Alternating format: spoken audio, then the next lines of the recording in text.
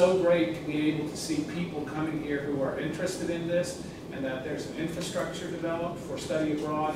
When I started this in 2002, the answer from the dean was, UTEP students don't do this at that time. He says, oh, you want to try it? Go ahead. That was in 2002 at that. So longevity has been one of the things that I think that has helped us to build the program as strong as we have at this particular point. It's also because over the course of time we've been able to build resources. You see this website that we have here at this particular time.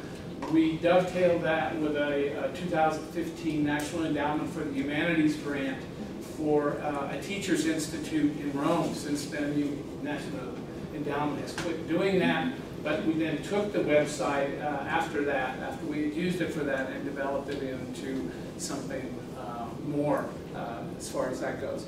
I'm Ancient European Studies at UTEP. There's nobody else who does this sort of thing at UTEP at this time. So having been doing this for 16 years, we've learned a few lessons and we've developed a few techniques in order to get through it. We do not use an outside provider.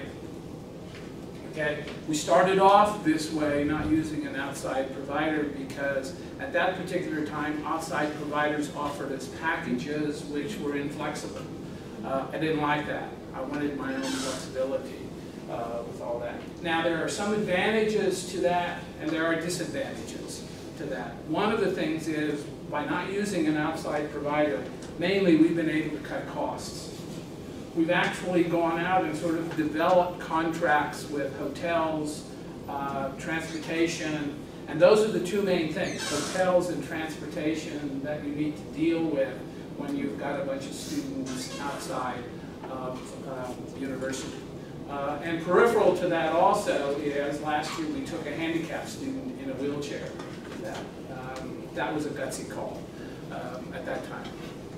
Crazy call, I think. Actually, it turned out quite well with that. So we did that initially to cut costs.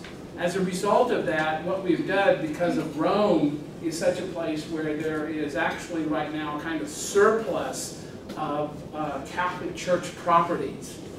Okay, the Catholic Church has done a couple of good things with that. They've turned those properties into ways in which to help immigrants themselves. They've also allowed religious orders then to turn some of their properties into commercial properties.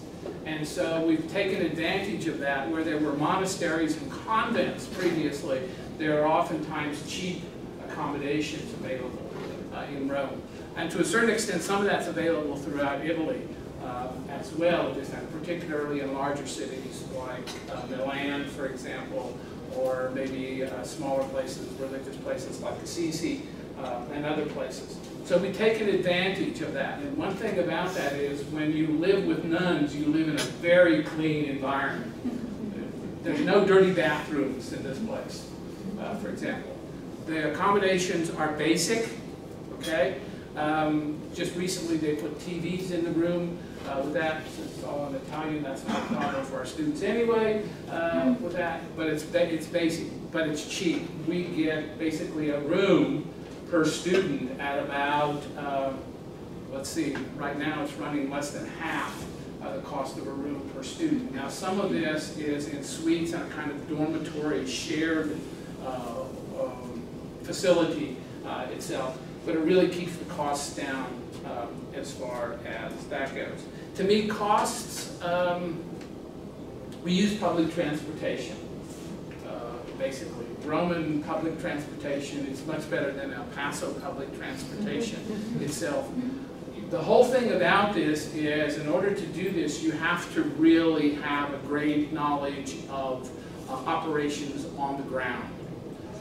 We spent about 2 years actually developing the facility to move around in Rome, to know where the places to stay and so forth are, so that you could operate in this particular fashion. So one of the things that I would urge, if you're not using a provider itself, is that you really know your venue a lot with this. The other thing that I've learned from all of this is to cut down on your needs for transport. Okay, I can go to Rome and rent a bus. Okay, and it's fairly cheap with that. I can put 25 people on a bus, for example. If you break it down per capita, it breaks down for a particular day trip to something in the neighborhood of 20 to 30 euros a piece. Okay, about $50 a piece. That's fairly cheap, although I can move them around in a city bus for 24 euros for a week.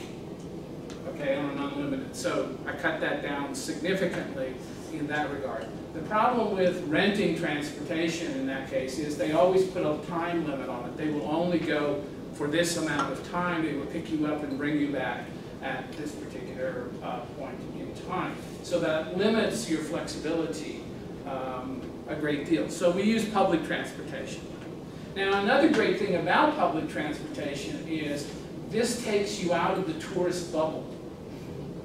Because one thing you find when you go to a place like Italy is one of its main cash imports are tourist dollars to this. So there are buses and tours and all sorts of things available, but you exist in a tourist bubble. You get in that bubble and it drives you around the city, and then it ejects you at certain places so that you can mix with the tourists at that particular time. It really restricts, we found, our students' access to culture. Okay? It's uncomfortable to travel in a packed Roman bus at rush hour. It's an intimacy that Americans don't usually engage in. Okay? With that. It's sometimes hot and it's sometimes uncomfortable. But it is so Italian. It is absolutely so Italian. That's there. You want to learn about Italians, ride with them on the bus. You find out what irritates them, you find out what they like, you find out what's interesting to them at this particular time. The advertising all over the inside of the bus or the subway is all Italian. It's not there to attract tourists, which you find in other places as well. Additionally to all of that, staying in a hotel which is basically in a neighborhood. It's not near the Piazza Navona or near the Piazza della Repubblica, which is overrun with tourists all the time. It is in the midst of Italians. You have to deal with Italians in that case. You have to deal with them to eat, you have to deal with them to move about, you have to deal with them in your leisure and off time. So you're not dealing with tourists. So that's one of those are a couple of advantages of doing this basically on our own. It's a tremendous amount of work. So one of the ways in which we've overcome that is from the very beginning, I have done this in conjunction with two other schools from across the country. One from the University of Central Oklahoma and the other from Kirkwood Community College in Cedar Rapids, Iowa and Iowa City that's there. Community colleges across the country are really putting a push on study abroad. I was amazed by that. And in many cases, they started putting resources into this before four-year colleges were actually thinking about this, especially public four-year colleges. What that has enabled us to do, essentially, has been to spread the work. We have to get our own tickets, for example, so we have one person who's in charge of tickets for this venue, another person who's in charge of tickets for that venue, another person who's in charge of transportation for a particular time and place. So it spreads the work with this. When I started with this in the beginning, I was doing it from UTEP solely myself. I've since brought John, my assistant, into this, and that spreads the work even further. I would advocate that. Another thing it does is it creates a presence of female directors in the midst of this. Most of the time, most of our students are women with this. And there are just times when you need a woman to deal with what's going on, particularly if someone gets sick. Okay? You really need that sort of thing, that sort of intervention. They communicate better. They can help the women out a little bit more. Also, in terms of dealing with students and their anxieties about being away from home. we had students who their anxiety became so great we had to send them home. They couldn't get out of their hotel room. That can be a problem. Okay? The students from El Paso that I've had are usually very limited in their outside experiences with this. One of my students said, "Oh, this is the first time I've traveled in a foreign country." And I said, "Well, haven't you ever been to Juarez?" And she said, "Yeah, I have been to Juarez." I said, "That's a foreign country." And she got this puzzled look on her face like, "Oh, well, I guess it is. I just never thought of it." She says, "But that's Juarez." So it's not a foreign country for all this. But students get terribly anxious when you do this. And it helps to have someone there who recognizes this. The other thing is that when you're doing this is a 24/7 job. Okay, this is a 24/7 job. You have to be on call 24 hours a day. So in recognition of that, one of my words of advice is screen your students. Make sure you know who your students are before you go. And so in order to do that, we spend a week, sometimes two, with the students here in El Paso before we ever ship out for Rome. So we know the students themselves. We can acclimate them a little bit better, and we are pretty sure of who's able to handle it and who's not. Of course, as you know, that's not a 100% certain process in all of that. But I would urge you, know your students before you go. It's better for you, it's better for them with that. So take your cell phone with this, and let's get up to the university and pay our cell phone bills when we get back, because that is actually a teaching expense for the whole thing. Recently, we've developed a project-based approach. All right. In the beginning, we were very naive about this, and we sort of treated this as an extended tour sort of thing, and the students still tend to look upon that as well. Over the course of time, I've not found that to be the most productive of the ways in which it goes. It also, in some cases, leads to some difficulties with things. Namely, the big thing is the mix of male and female and alcohol. With this, there's no drinking age in Italy, for example, with that, and there sometimes gets the mentality, well, we're not in El Paso, so anything goes.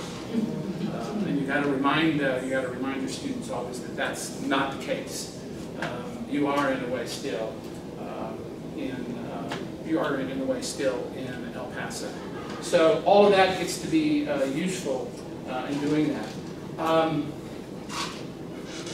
I have to say, over the course of time, and one of the points of this whole thing is to emphasize to you to make use of the study abroad office with this. I have to congratulate them that after 16 years, we have a study abroad office that I really regard as a study abroad office, and not just a secretary someplace across the university. The university has really begun to take this seriously. So I urge you, there's a set of policies, and as I've gone through those policies and application procedures, I've kind of come to the point, at last, somebody realizes what this is all about and why we're doing it at this point. Okay? I was doing the UTEP Edge before there was a UTEP Edge, essentially, and now we have a study abroad office that really is a help in all of this, and not really a hindrance as it was in many of the past years. Negative things about doing it this way. Since we do most of the payment, it often becomes a convoluted system. Okay, we do this every year, but it's like we have to teach UTEP accounts payable every year exactly how they have to go about doing it, and it's added. There's a certain added convolution to this whole thing is because Italians don't do it the way Americans do. Okay? Italians have their own system with this, and Italian nuns really have their own system, which I still haven't understood completely with that. So every year it gets to be something of a tussle to deal with payments for things. So that's one of the negative things. The other thing is schedules can change. All right? To an Italian, a schedule is a suggestion, not a rule. It's like a traffic rule, okay? It's a suggestion. Somebody may follow it, the other person may not at that case. So you always be careful about red lights as far as that goes. Schedules can change at the drop of a hat. Okay, museums can be closed with this, particularly in Italy. There's the sciopero, which is a strike, which are some of the best timed things in all of Italy. Those are the one things that you can guarantee will operate on time, for example, but they can crop up at the drop of a hat with this. You need to know your venue and what are the sort of things that are going to happen in your venue. Last year we had a lot of trouble with bus schedules. Okay, the Italian government went through, the Rome government, not the Italian government, the Rome government went through a budget crisis of severe proportions, and as a result of that, funding for public transportation dwindled, and instead of being as reliable as they were in the past, they got very erratic. And so we had to know the system well enough to where we could adapt to what was going on at that time. The handicapped student, okay? I don't know whether I should brag on this or not with this, because to a certain extent, looking back on it, I kind of think like, what the hell were you thinking when you went ahead and did this? I'm motivated by this for personal reasons. My wife is handicapped, all right?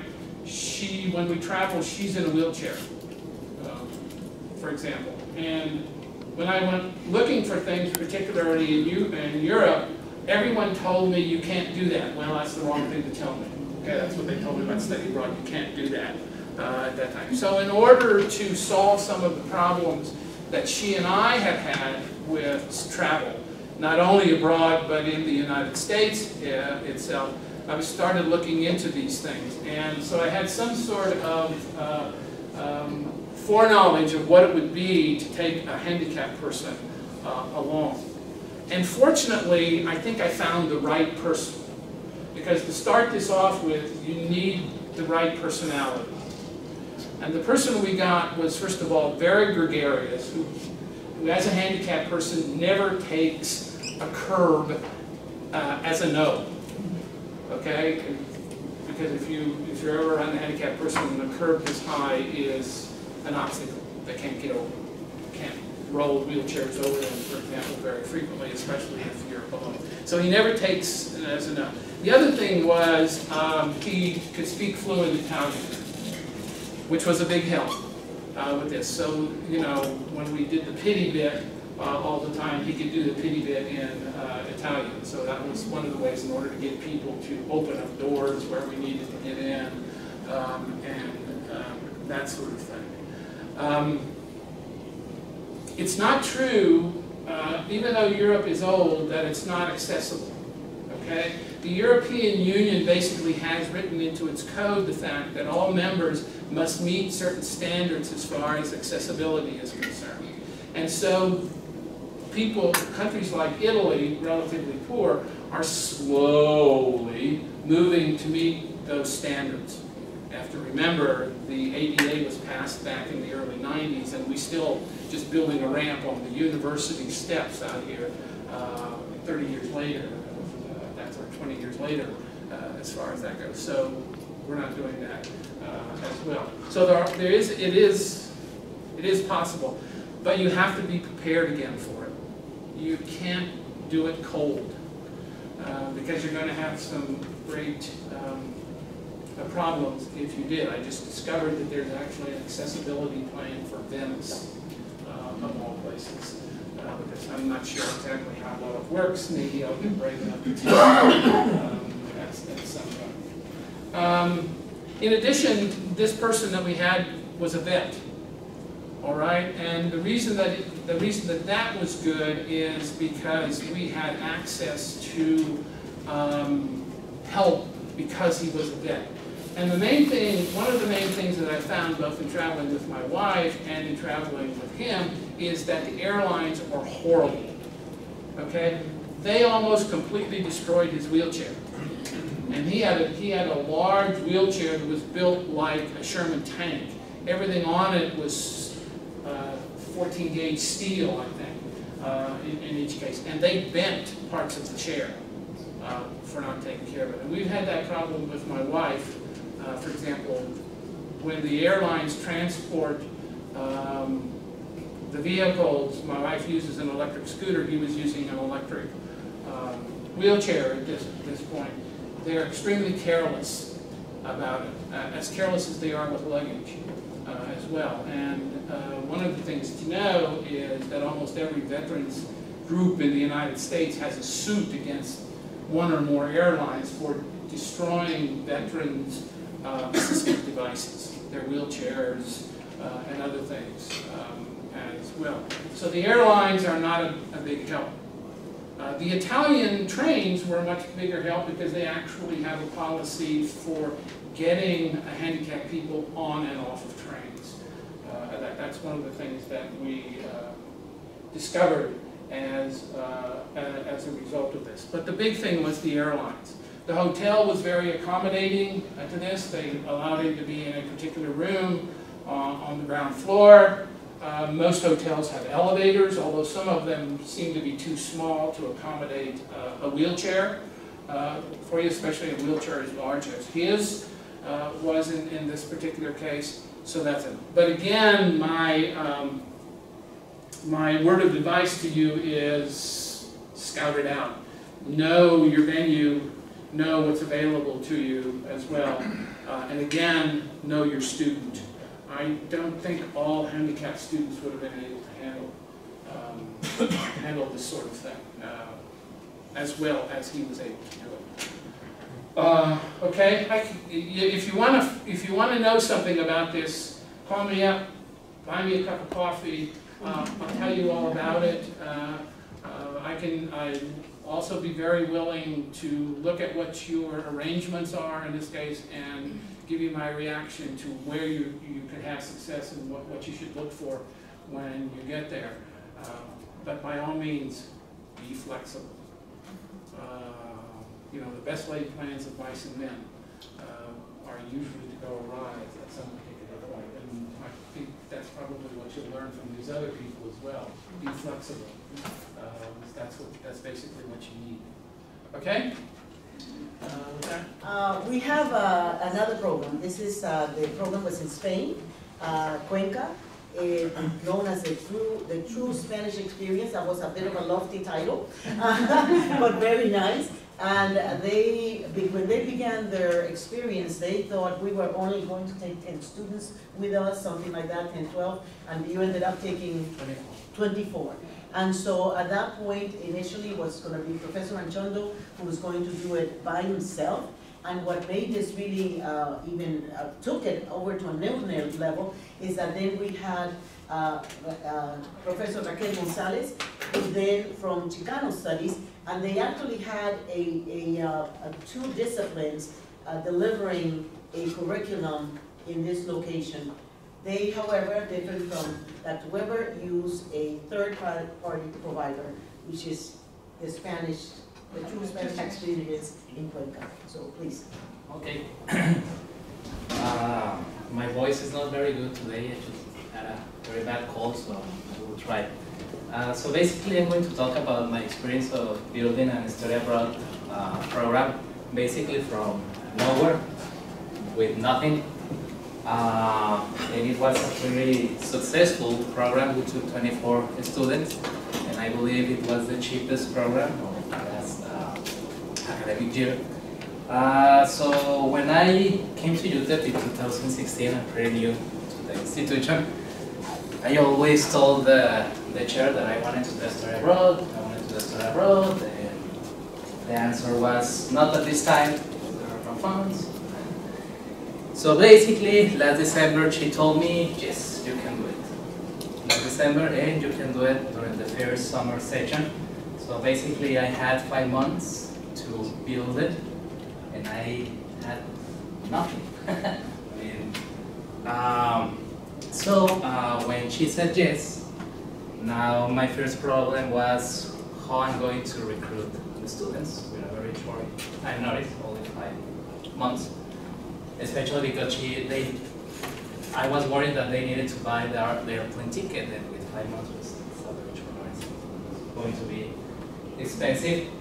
So I just ran to my classes that I was teaching at the moment, and I basically told my students that I was going to go study abroad in Spain during the summer, and by the end of December I already had 15 students that told me, when can I pay? Without any promotion, nothing. So now then, I knew that I was going to Spain, but I didn't know where in Spain. So I get to know a person from a third-party provider in a city that is near to Madrid that is called Cuenca. His name is Mario, and he works for this third-party provider that is called the True Spanish Experience, and he works with NMSU. So one day he was passing by he was going to Las Cruces, and he just stopped by at the department and he left his information. So I got his information and I just sent him an email, and then he told me all the prices and everything, and I told him, well, we have a very short notice, and he said, don't worry, we're gonna do it. So basically that's something that facilitates a lot of the process to work with him, this third-party provider. And then I started to do the promotion, which is basically we did these posters. I don't know if you remember them from your art. By February we already have all the promotion, but basically all the students that I took were people that I knew that they were either my students at the time or they were my students during past classes. So basically people that just enrolled without me knowing them, just like 5. So by February I already had 20 students registered. By March, like 22, and then I got scared. And now I'm going to take 22 students. It's my first time doing it.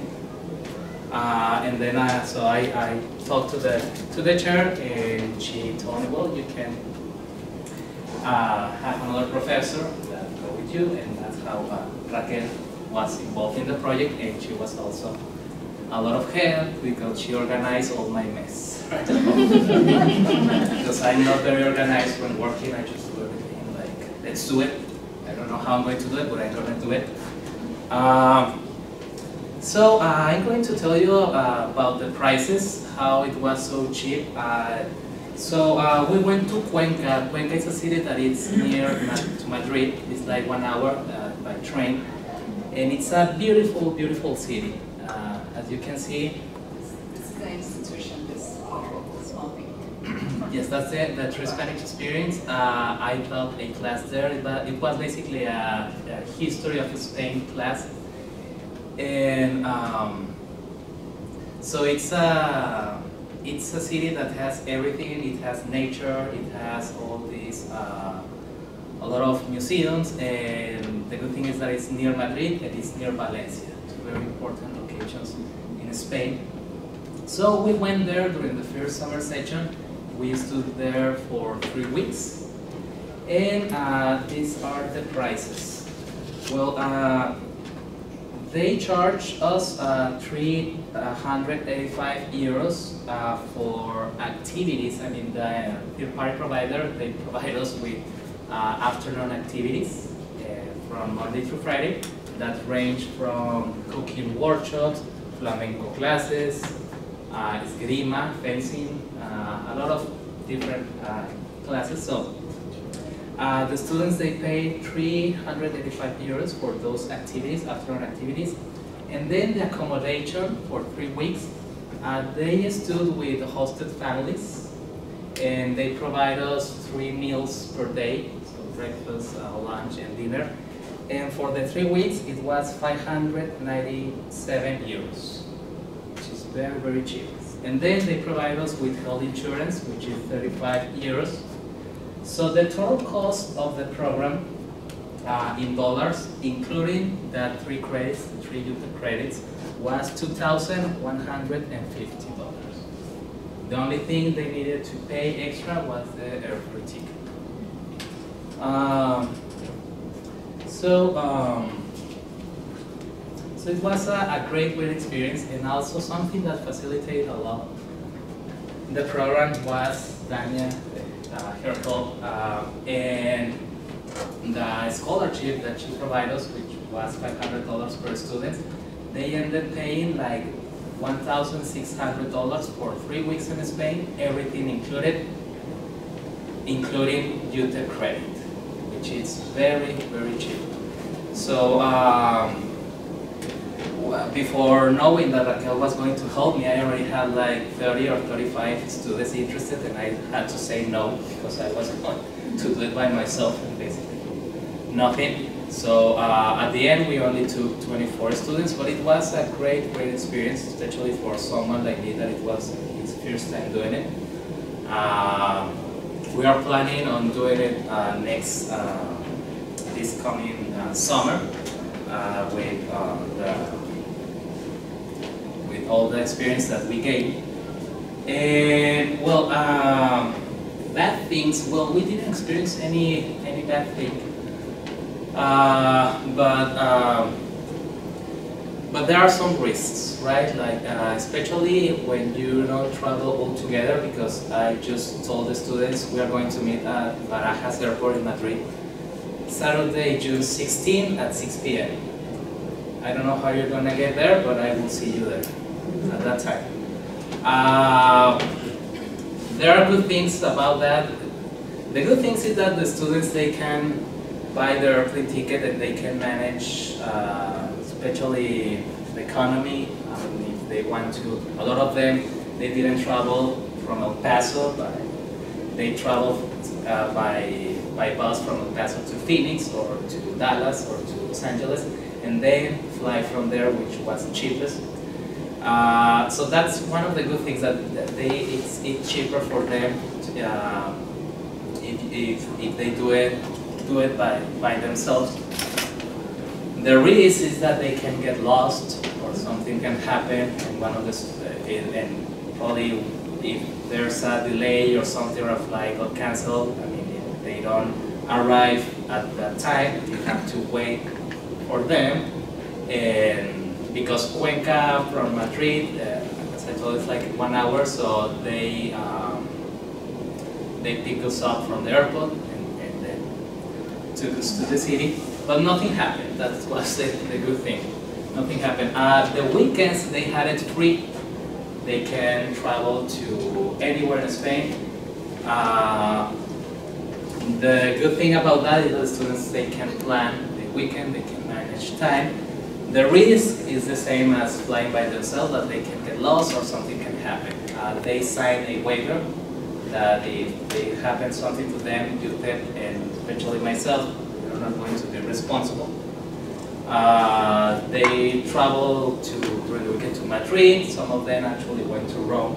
Each going to Rome just Saturday and Sunday was crazy things to do, but they did it. So it was a great experience.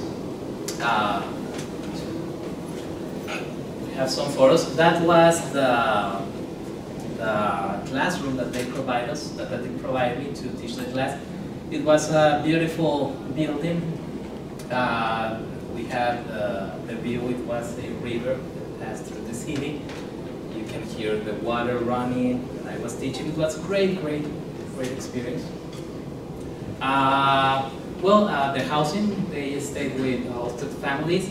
The good thing about that is that they provide us with the meals and everything, and the students, they didn't feel lonely because these families really took them as part of their family, as their sons or daughters.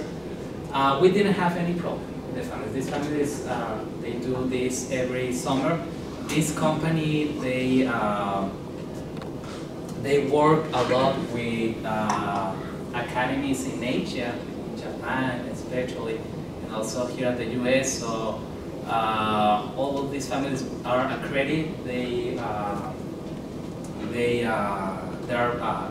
what do we say, background, criminal background checks and everything. So it's pretty safe. We didn't have any problem. They really like the food and everything. So and that's Cuenca. That's the city. And that's paella. They made that paella. Yeah, that's from a cooking workshop. And now that's the one they made for me. Oh, okay. My host parents, yeah. The host family made that. The extracurricular activities. This was a cooking class. Yeah, that was a cooking class. The activities, they were from 6, right? Something like that, 6, It 6 to 8. depended. Like if it was outside, it would be later on the day because it was really hot and we had to walk everywhere. It's a really small city, so I mean, there's a bus and there's taxis, etc., but we didn't need to use them. So if it was something in the afternoon like that was like a hiking activity down here. It was really hot, so we would go like at around 6, like from 6 to 8. You know, sun's up like till 10. In the morning?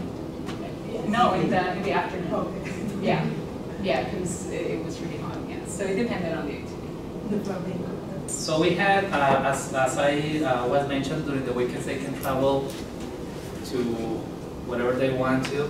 So and they signed this the release form. But the only problem that we had is that a group of students, they went to Toledo, which was like 2 hours from Cuenca, but going from Toledo to Cuenca, they had to stop at Madrid. And so they returned to Madrid, but they lost the train. So they ended up sleeping in a McDonald's, which was open 24 hours. And when they told me that they were going to sleep in a McDonald's, I told them no. You need to book an hotel. Don't worry about paying. UTEP is going to pay because it's like an emergency. But they just ended up in the McDonald's. They didn't want to. Probably they were buying a milkshake every hour to get expelled from there. But anyway. The waiver was still functional, so if anything happened to them, it wasn't my responsibility or duty, but it's something that you have to know how to deal with it. I talked to them during the next day, on Monday. They got angry at me because they thought, oh, he's going to tell us, oh, poor guys, instead of McDonald's and everything. No, I really talked to them, and I was not angry, but it's something had happened to them, even though you are not responsible. But why didn't they stay in the train station? Because they closed the train station. They closed? Yes, yeah, they closed. And they closed at like 12 a.m. at midnight at Ocha. But that was the only problem that we had, and that's something that we are going to take care of, put more attention for this coming program. That trying to avoid those type of things, but probably that was the only thing. Yeah, maybe I guess another lesson that we learned, and I mean again this was our first time, and the first time we do this, so getting to Madrid, and like Luis was saying, they all travel in different flights, etc. Right? So it was just being there at 6 that day. One of the students who had never traveled on an airplane, she was traveling on her own. As they were booking their trips, we found out that several of them were traveling in groups. She happened to be the only one who was traveling alone, the only one who had never gone on a plane. But we said like, okay, so as soon as you get to Europe, you get or just whenever you get to an airport, just connect to the Wi-Fi and let us know where you're at, etc. Right? So that we know exactly where you're at if you lose your flight. In advance, before everyone left, we asked them for their flight information. So we had everything that we needed to know. We had like passport information, the flight number, etc. Yeah, so this one student, she just couldn't connect to the internet. So we had no idea where she was. And so we were waiting for her at the gate for like 2 hours maybe, and just like, where is she, right? She just walked, after 2 hours, she just walks out like, hey, I'm here. And we were like, oh my God, we were so worried. But she just couldn't connect. So I guess that's something that we could encourage students to maybe travel at least in pairs. That way, if they, I don't know, lose a connection, they're with someone. So, I don't know, especially someone who has never traveled before. And it's a risk to let them travel by themselves. It's a risk to let them use the weekends as they want to.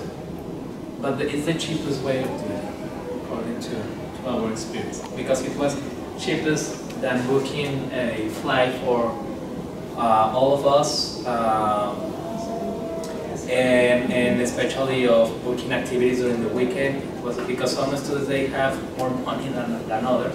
So for example, some students didn't want to travel during the weekend, so the only thing that they paid was, that's it. Other students that had more money, but some of them went to Rome, etc. So that's why we did it that way, let them be free during the weekend. But there are risks, and that's something that you have to be aware of. And just to conclude, I think that the most important thing of doing a study abroad program is that you really want to do it, because it's a lot of work. It's something that UTEP is not going to pay you for all the promotion, for all the things you do during the semester, for all the recruitment. We had a WhatsApp group, right? So students, they knew each other during the semester, so when they traveled, they were friends already. We had these formal meetings from the cerebral office, and also informal meetings at coffee houses, so they can know each other. So that time is not going to be paid, right? It's a lot of work, a lot of work, and at the end, I was paid just like teaching a class, a summer class here at UTEP, right? So I think that's the most important thing, that you have the will to do it. There are expenses that we were not aware of. Let me give you an example. We asked for 2 deposits. One was in March, the other one was in May. So we asked for, the first deposit was for $400, I think, for $500. So something that we were not aware is that when Wells Fargo, it's the bank that the university uses, they charge us like $200 for each transaction, which it was crazy, but we cannot use other bank because it was the authorized bank. So those type of things are you need to be aware. And what Daniel was saying, expenses over there, for example, if you need to take a student to the hospital, you have to take a taxi, right? We are actually ending up buying some medicine to some of students with our own money, things like that. But well, we learned from the experience, and that happened because we were not aware of, it was the first time of all these costs, and we wanted to keep it the cheapest possible, but you need to have a culture, exactly, because there are things happen. And specifically in this part of medical, the students leave here with a coverage, with medical coverage. But it doesn't matter that you have medical coverage, just like in the United States. You may have medical coverage, but you may go to a particular pharmacy or purchase a particular medication, or go out to a certain doctor that is out of network, and you have to pay out of pocket, and then maybe you do get reimbursed. So in that case, those kinds of expenses. What I would convey at this moment, though, is that if they did have those kinds of expenses, you want to include that receipt in the budget. But let's face it, the budget can only pay what it collected. And so there is a point where we get all of your chairs and the deans to be aware that there may be extra expenses and that they are committing themselves that if there is some extra expense that you are going to reimburse the faculty. But sometimes people don't do the due diligence and I don't accept anybody else's signature. I want the signature from your chair that has a statement that says, I, so-and-so, commit myself to covering in excess of, and that's department funds. For sure, I think it is very important that us as organizers, leaders, professors, that we are mindful that we don't overspend just because we know that someone might be able to cover it, because there may be times when they will not cover it because they don't have it. And I think that at one point we said that those students that were going to sleep in Madrid, that he said, well, UTEP will cover it. Well, generally speaking, I know that if one goes to the provost and says, the provost now, the provost before, and you said, we had a catastrophic moment, they're covering it. But I don't know that they're going to cover the willful behavior of a student who missed a bus or a train because they planned poorly. But they will try, and I would advocate for them to try and to cover, but I will get a negative answer just as some of you will get a negative answer. We're talking about the real dollars and cents, and so it's all in the budgeting. I know that in the case of the Roma, like, the year to Rome, that I know that they pay a tremendous attention to their budget also. So the idea that they're staying in where they're staying, mediating all of that, well, I can assure that even though they may be distributing the production of work, the fact is that they are also putting in a lot of hours that are not at any point remunerated, paid for, because the only wage, the only payment you're going to receive, if any, is the appropriate wage, and it's not even, I think, wage according to ranking, is it? Or yeah, it's the summer, it's usually the summer stipend. It's a summer stipend, so it doesn't matter what your ranking is, it's a summer stipend. And so all of that is in budget. The students are not paying for that, but you want to know what is involved, what is expected. And for a first time around, I think the learning curve is there. For people who have done it before, it's easier. And we tend to prepare you as much as that's the role that we play in the office. And at this point, I'd like to introduce the two staff people that are also in the study board office. Introduce yourself. Hi, I'm Judy. I'm the assistant director in the study abroad office. Hi, my name is Carolina. I am the study abroad advisor. And they meet with your students. I tend to meet with all of you as directors, but they meet with your students, they answer questions, as much information as you provide us with, as better that we can provide answers to the students. When we don't have answers, we contact you, we ask you what else we need to know. But if we have done our due diligence, we have all that information up front because you have actually done your due diligence and given it to us. There's a number of documents that I did not include in your folders because I would have probably taken care of an entire forest. But with that said, we have a web page. If you have signed your name to a sign-up sheet, whether you ask for it or not, or if you don't want it, then we don't send you, but if you do, we'll send you everything as PDF files. We have lists, 4 pages of scholarship possibilities for students. We have an instrument, is questions. You don't have to answer the questions of our questions. You have to answer the questions yourself, for yourself, preparing yourself for what are the kinds of things that I have to look at.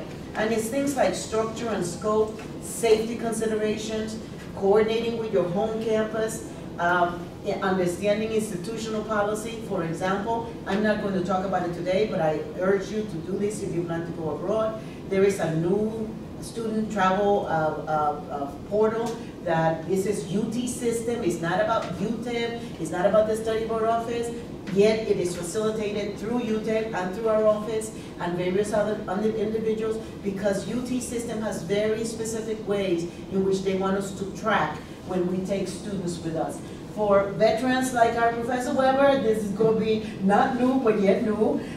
For new arrivals, it's not as new because they haven't really done any of this before, but you're going to have to track for Texas. We're tracking for UT system, which is the Texas expectations.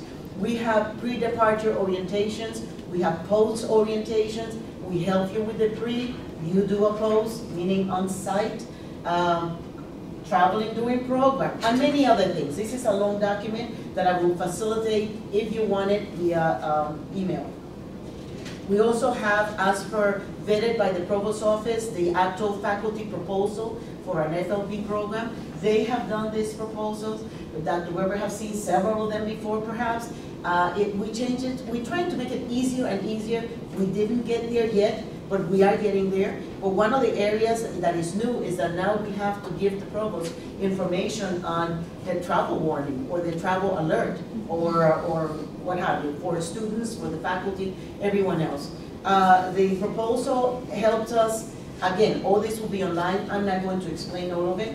We have, because we're using the student travel portal, this particular form might become somewhat redundant, is one where you have to inform yourself, where are the doctors, where are the pharmacies? Because it's really, I never doubt that you're going to deliver the academic piece, but I will not be confident that you're going to know where is the physician, where is the dentist. We have had everything. Students that had to have a surgery in mouth, surgery. I had a class, a program, a person that had to have a $300,000 worth of surgery in Italy, but he had insurance, and we facilitated that. I don't want to scare you, but things happen. They're not about you. It's about the circumstance. And if they can happen here, they can happen there. And you just want to be prepared. We don't think you can answer, nor do we hold you. UTEP is here with you. All your programs, everything is vetted by UTEP, the legal office, and so that's how you get the protection. With that said, it's fun. I'm only telling you the serious things, but I don't even want Professor Weber to say anything else, because I know that he's going to give you, I don't know how many examples of what else could go wrong. For example, a glucometer for someone diabetic that was flawed, and the person had to be medically evacuated. It happens, but it's not going to happen to you. And then, of course, I guide you, I work with you on your budget. We come out with it, and how you want the payments to do.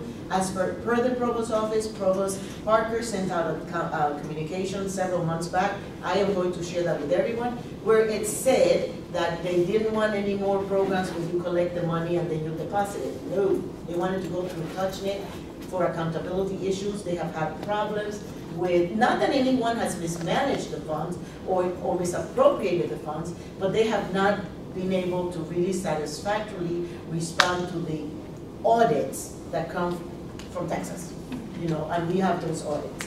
And beyond that, for sure, we have a little map that we're going to change soon, but you have a copy, and this one is telling you ballpark figure, when is the program, when do we need to be receiving things. There is it's not about our office, it's about serving you and getting things done on time to be able to make the accommodations that need to be made with regards to the program. As for field of study, just about any field of study that can do it, that is approved, can go. And the students are going to earn credit. They can use, if they have financial aid, if there is and it's appropriate and applicable, they can use financial aid. If they do not have financial aid, every student that goes on faculty-led program, summer program, J-term program, and spring program, the spring week, maybe the spring gets a little less, but they get $500. Our office gives $500 per student. For those in liberal arts, there's the Dotson funds, and they get an additional, if the funds are available, $200+. For those in engineering, the College of Engineering tends to be generous when they can. and they will give X, whatever that X may look like. College of Business, they are also very generous. Sometimes the students travel on College of Business program and pay zero. And it even includes but we can't say everyone has that. There's some other colleges that may not have that, but if you start early, you can get people to work with you. And then there is other types of aids that we can give you information on, that you as director and your students as users can look to do it. We don't give you the funds. We do not find the funds for the programs, but that question of could there be some funding in advance or some seed money, that is something that I've committed myself to continue to work on. And if we can have seed money to defray the cost of someone who's going the very first time, it's something that we are open to do. We don't have it at the moment. And as it was mentioned before, this is something that is endorsed. Specifically, someone mentioned David Ryder. You did. But the provost is behind it, the president is behind it, and we report to student affairs, and student affairs is behind it. And we will continue to work with Dr. Cox and from the Center for Faculty Leadership and Development. I cannot say thank you enough for him agreeing or wanting to assist us. Not because he's standing there, I would have said it anyway, but if it wasn't, this legitimizes this activity, it institutionalizes it, it gives it value. Not that the work that we did not have value, but let's face it, universities have issues. You know, here's stuff that faculty does and stuff that administrators do, and I needed a place where it shows that the activity is valued at the highest level. And we will continue, so it's your excellence that makes us excellent. And then the students, well, they want a global education experience, they're gonna have it.